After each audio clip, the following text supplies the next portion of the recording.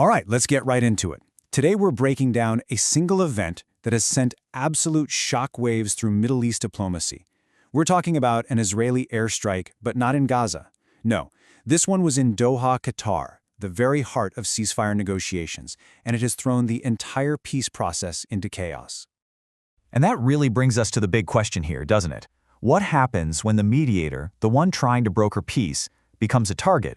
Can these incredibly fragile talks even survive an attack on the Peacemaker's own soil? Okay, first up, an airstrike in Doha. This is the spark that ignited the whole diplomatic firestorm.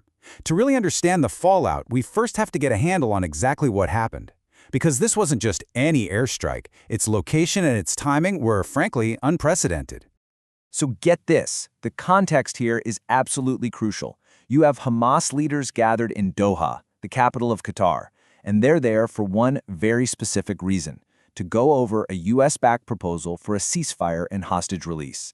The strike hit the exact group in the exact location that was central to this whole diplomatic effort. The immediate human toll was 6 lives. Now, according to reports, 5 of those killed were Hamas members, but, and this is the part that changes everything, 1 was a Qatari security officer.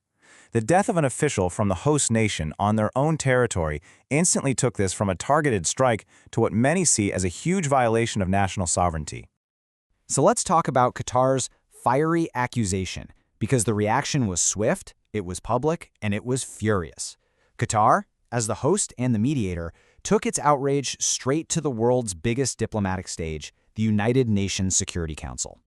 And to really get the depth of Qatar's anger, you have to understand its very unique position here. For years, Qatar has provided a base for Hamas's political leadership. And here's the key part, they've been doing it at the request of the United States. The whole point wasn't to endorse the group, but to maintain a critical line of communication, a back channel that's essential for mediating exactly these kinds of negotiations.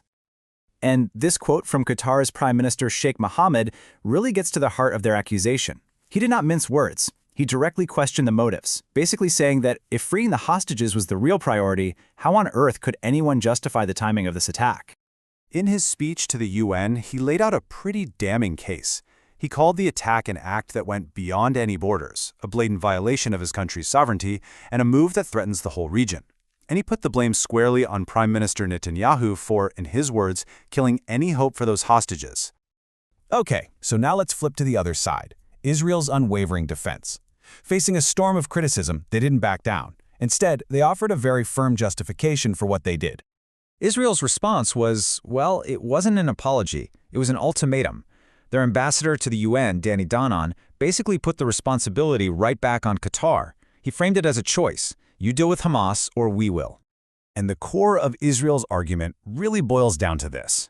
They maintain that they have the right to pursue anyone they hold responsible for the October 7th attacks, no matter where they are in the world. So, from their perspective, the fact that this was in Doha was irrelevant. The only thing that mattered was that their targets were there. And so, this is the standoff we're left with. It's a total diplomatic impasse.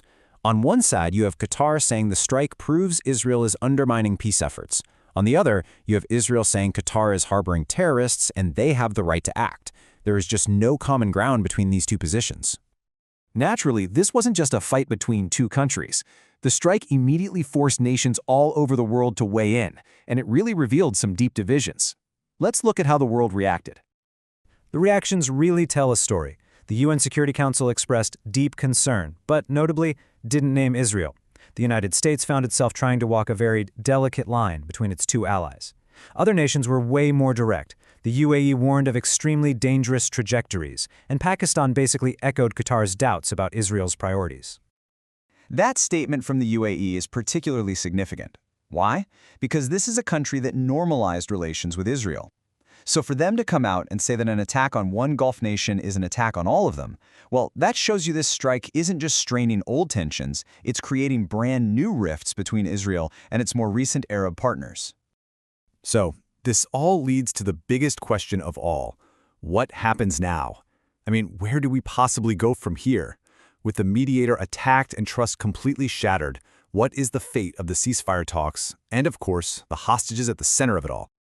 From the perspective of Hamas, the path forward looks bleak. A spokesperson called the attack a derailment of negotiations efforts. They see it as a clear signal that the Israeli government simply isn't interested in making a deal. The very talks that were interrupted by this strike now seem to be completely off the rails. And that is the question that now hangs over the entire region.